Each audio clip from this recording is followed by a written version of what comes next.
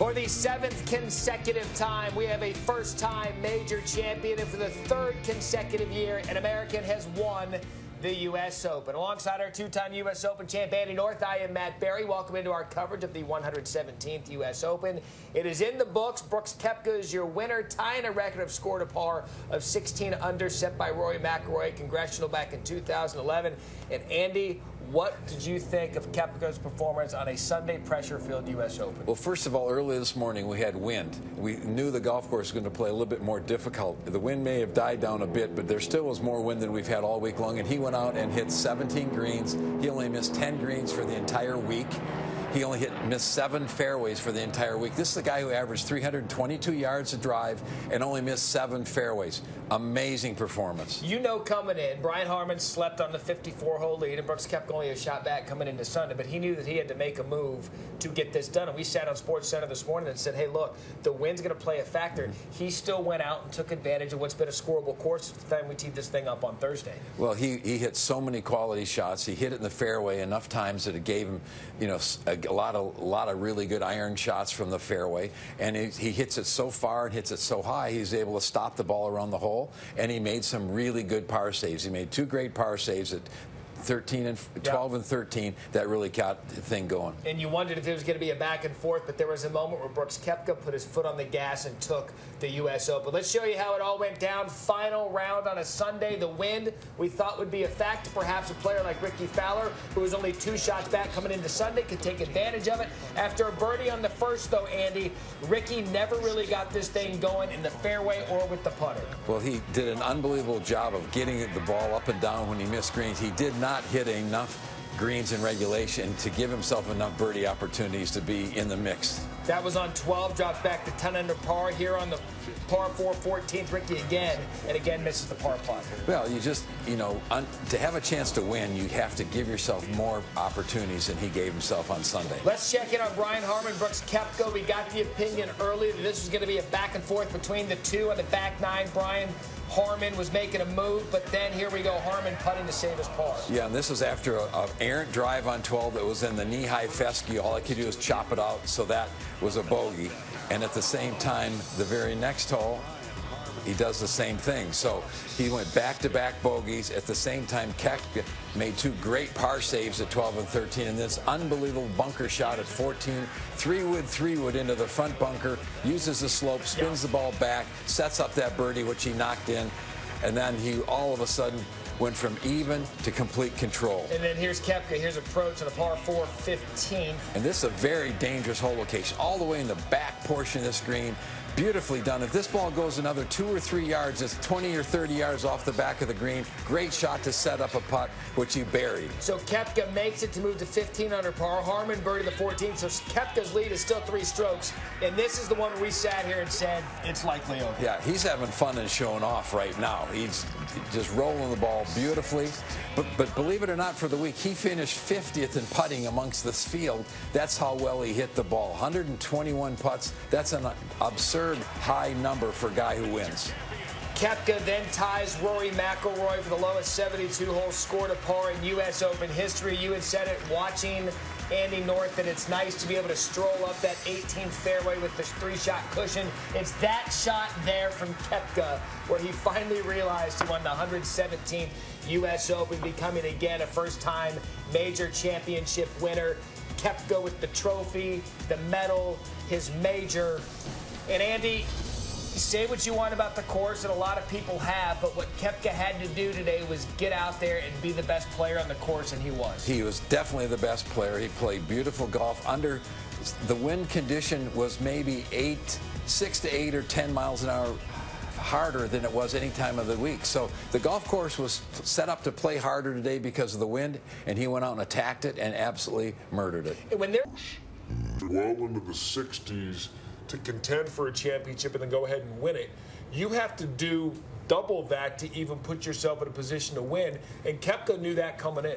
Well, he was hitting the ball so well it looked like he was so relaxed. It never looked like he got excited out there. His rhythm stayed the same all week long. It looked like he was just out playing with the guys, and that's what you have to do to be able to control your emotions playing in a major championship. In a U.S. Open championship, which you know well because you won 2 of them, there are going to be ups and downs within the tournament. You're going to miss a couple of putts. He hadn't bogeyed a hole in the back 9 all week, and then he comes out and bogeys 10, but then he steadies himself. How big was that turn? He 3-putted 10 for his only bogey in the second 9, and then it was those 2 great par saves at 12 and 13 that really got him going, that set up the 3 birdies in a row at 14, 15, 16. I thought you said something interesting in relation to Brooks Koepka. This is a kid with a lot of talent, had to go play in Europe to start his career. He's got this attitude of, I've been overlooked throughout my entire career. You said that it helps having friends like Dustin Johnson, some of his other buddies that have contended and won in major championships, because you know you can hang with them. Well, he plays a lot of practice rounds with that group of guys that live down in Jupiter, Florida. And when your friends start winning, you go back to the room at night and say, well, I'm as good as they are. I've beat them my whole life. Why can't I beat them now? And that's got to help you think that more positively toward the fact that you can win this. Let's talk about Koepka again and what he was doing to be able to save his way around this course, because this was one of those putts that made the place go electric. Yeah, this was a bomb that he made, but it's the par saves. This one at 12, that was huge, and then the putt at 16. It was kind of things are all over, and now he's just freewheeling and having fun, and you know, it's nice to show off a little bit. Kind of an outlier for Koepka because he didn't particularly putt well all week. Well, his numbers weren't as good because he hit so many greens, so his numbers are going to automatically higher. He didn't hole as many putts as a lot of guys because he had a lot of 20 and 30 footers for birdies, but we saw him hit a ton of putts that just grazed the edge of the holes. They looked really like they did have chances. Today, he knocked a couple of those in when he needed them. All right, Brooks Koepka, U.S. Open champion. Let's talk about this tournament as a whole, because if you look at the leaderboard, it is chocked full of double-digit players.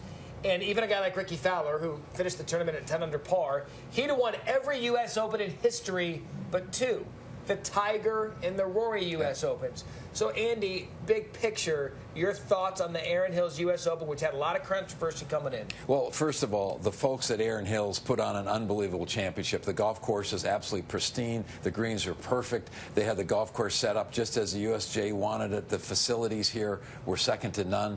They've got to be really proud on how they handled this championship. But we talked all week long. It's a big golf course, big fairways, big greens. You're going to have a lot of guys hit a lot of good shots, and when the wind didn't blow all week long, in soft conditions, there's open for the pickings right there. And they took advantage of it. In fact, to talk about Brooks Koepka, what he was able to do, he made some history in this. We thought maybe on 18 with him, as long as he would set the record. But in fact, Brooks Koepka tied the lowest score to par in U.S. Open history. Rory McIlroy did that at Congressional back in 2011 at 16 under par. And you see the others I mentioned, Tiger Woods at 12 under. That was at Pebble Beach and just obliterated the field of the Martin Keimer just a few years back at Pinehurst.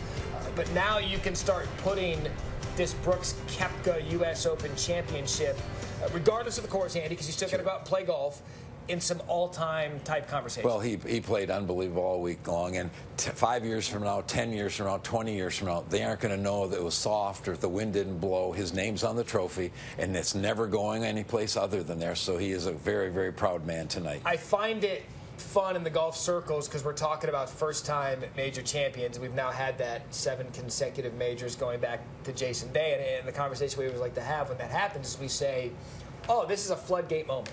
Dustin Johnson, floodgate, over the floodgates, he's going to win a bunch of majors. Yeah. Sergio Garcia, Day, all these guys. I'm going to ask you the same question for Koepka because he seems to have that type of talent. Well, when Dustin won last year, we all thought that this was going to make his life so much differently on the golf course. He's going to go out and win a whole bunch of tournaments, and he's done exactly that. I think Brooks is in the same place. He's a very talented player, hits it a mile. His putting has gotten better. He makes enough putts to be a really good player. I would suspect he'll win some more tournaments very soon. All right, so I mentioned the 7th consecutive first-time major winner. Brooks Koepka now joins that crew. Again, it goes back to Jason Day back in 2015 at the PGA Championship. Danny Willett perhaps an outlier winning the Masters last year. Then Dustin Johnson gets his, Henrik Stenson. This is a list of players that have that type of talent. And these might be first-time major winners. Those are all really good players. You know, they've played in Ryder Cups. They've been really good players for a year. Performance by Stenson in the Open Championship last year was ridiculous. It's Garcia at the Masters. I mean, these are really good players, and he fits right in. I'm glad you brought up the Ryder Cup. How do you believe that experience helped Koepka ready for something like the U.S. Open? You know, you're put into the pressure cooker there. You've got teammates, and you spend a lot of time with them. And if you're a smart guy, you sit back and listen to the veterans, and you understand how they handle pressure situations. And I've got to believe that helped him this week. And he had talked about on the telecast when he was getting ready for the U.S. Open in the final round, and he was a shot back, his buddy Dustin Johnson. Yeah. They're very close. Everyone knows the relationship. They work out down in Florida.